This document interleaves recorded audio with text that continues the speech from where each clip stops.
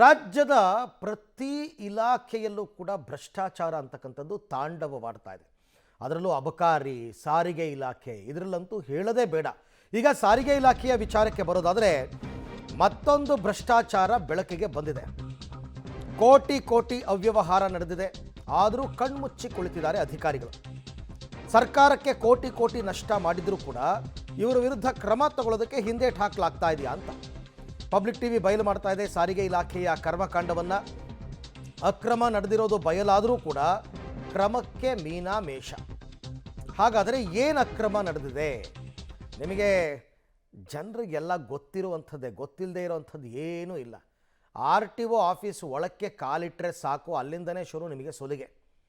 ಆ ಮಧ್ಯವರ್ತಿಗಳು ಓಡ್ ಬರ್ತಾರೆ, ನಿಮಗೆ LL ಬೇಕಾ, DL ಬೇಕಾ, FC ಬೇಕಾ, ಇನ್ಶೂರೆನ್ಸ್ ಬೇಕಾ ಅಂದ್ಕೊಂಡು. ಅಲ್ಲಿಂದ ಹಿಡಿದು ಕೊನೆಗೆ ನೀವು ಡಾಕ್ಯುಮೆಂಟನ್ನು ತಗೊಂಡು ಹೊರಗೆ ಬರೋ ತನಕನೂ ದುಡ್ಡು ದುಡ್ಡು, ಲಂಚ ಲಂಚ ಲಂಚ, ಎಲ್ಲ ಕಡೆ ಲಂಚ ಕೊಡಬೇಕು. ಈಗಲೂ ಕೂಡ ಅದೇ ರೀತಿಯಾದಂತಹ ಒಂದು ಘಟನೆ ನಡೆದಿದೆ ರಾಜ್ಯದ ಸಾರಿಗೆ ಇಲಾಖೆಯಲ್ಲಿ ನಡೆದಿರ್ತಕ್ಕಂಥ ಭ್ರಷ್ಟಾಚಾರ ಏನು ಅಂತಾದರೂ ಹೇಳಬೇಕಲ್ಲ. ಈಗೇನು ಅಂತಕ್ಕಂಥ ನೋಡೋಣ. ಎಲೆಕ್ಟ್ರಾನಿಕ್ ಸಿಟಿ RTO ಕಚೇರಿ ಒಂದರಲ್ಲೇ ಕೋಟಿ ಕೋಟಿ ವಂಚನೆ ಆಗಿದೆ. ಎಲೆಕ್ಟ್ರಾನಿಕ್ ಸಿಟಿ ಕಚೇರಿ ಒಂದರಲ್ಲೇ ಕೋಟಿ ಕೋಟಿ ವಂಚನೆ. 2016ರಿಂದ 2023 ಒಳಗೆ ವಾಹನಗಳ ರಿಜಿಸ್ಟ್ರೇಷನ್ನಲ್ಲಿ ಭಾರಿ ಅಕ್ರಮ ನಡೆದಿದೆ.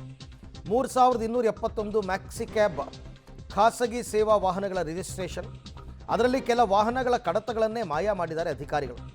ಸುಮಾರು 1660 ಕಡತಗಳನ್ನು ಹಾಜರುಪಡಿಸದೆ ತನಿಖಾಧಿಕಾರಿ ಕಳ್ಳಾಟ ಆಡಿದ್ದಾರೆ.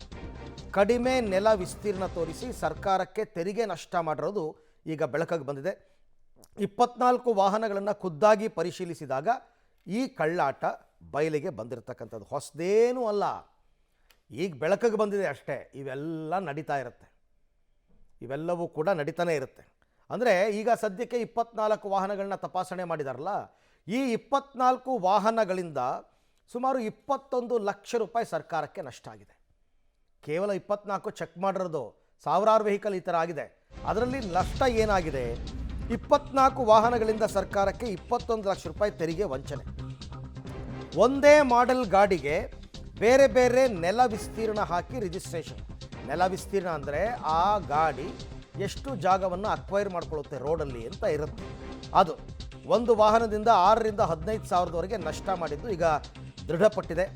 ಅಕ್ರಮದ ಬಗ್ಗೆ 2023ರಲ್ಲೇ ಸಾರಿಗೆ ಆಯುಕ್ತರಿಗೆ ಜಂಟಿ ಆಯುಕ್ತರು ವರದಿಯನ್ನು ಕೊಟ್ಟಿದ್ದಾರೆ. ಅಕ್ರಮ ಬಯಲಾಗಿ 3 ವರ್ಷವಾದರೂ ಯಾವ ಅಧಿಕಾರಿಗಳ ವಿರುದ್ಧನೂ ಕ್ರಮ ಇಲ್ಲ. ಅಂದರೆ ಇವ್ರು ಲಂಚ ಹೊಡೆದಿರ್ತಾರೆ, ಸರ್ಕಾರಕ್ಕೆ ಲಾಸ್ ಮಾಡಿರ್ತಾರೆ, ಸರ್ಕಾರಕ್ಕೆ ಬರಬೇಕಾದ ದುಡ್ಡು ಬಂದಿರಲ್ಲ, ಅಷ್ಟು ವಿಚಾರ. ಒಂದೇ ಮಾಡೆಲ್ ಗಾಡಿಗಳು ಬೇರೆ ಬೇರೆ ವಿಸ್ತೀರ್ಣ ಹೆಂಗಿರೋದಕ್ಕೆ ಸಾಧ್ಯನೇ ಇಲ್ಲ. ಬಟ್ ಇವರು ತೋರಿಸಿದ್ದಾರೆ, ಒಂದೊಂದು ಗಾಡಿಯಿಂದ 6ರಿಂದ 15 ಸಾವಿರದವರೆಗೆ ಸರ್ಕಾರಕ್ಕೆ ನಷ್ಟ ಮಾಡಿದ್ದಾರೆ RTO ಅಧಿಕಾರಿಗಳು. 2023ರಲ್ಲೇ ಸಾರಿಗೆ ಆಯುಕ್ತರಿಗೆ ಜಂಟಿ ಆಯುಕ್ತರು ರಿಪೋರ್ಟ್ ಮಾಡಿದರೂ ಕೂಡ ಇಲ್ಲಿ ತನಕ ಯಾವುದೇ ಕ್ರಮವನ್ನು ತೆಗೆದುಕೊಂಡಿಲ್ಲ. ಯಾಕೆ ಅಂತಂದರೆ ನುಂಗಣ್ಣಗಳು ಅಲ್ಲೇ ಇದ್ದಾರೆ, ಅವರವ್ರ ಆಫೀಸ್ನಲ್ಲೇ ಇದ್ದಾರೆ, ಅವ್ರ ವಿರುದ್ಧನೇ ಕ್ರಮ ತಗೋಬೇಕು. ಈಗ ನೋಡೋಣ ಈಗೇನು ಕ್ರಮ ತಗೋತಾರೆ ಈ ವಿಚಾರದಲ್ಲಿ ಅಂತ.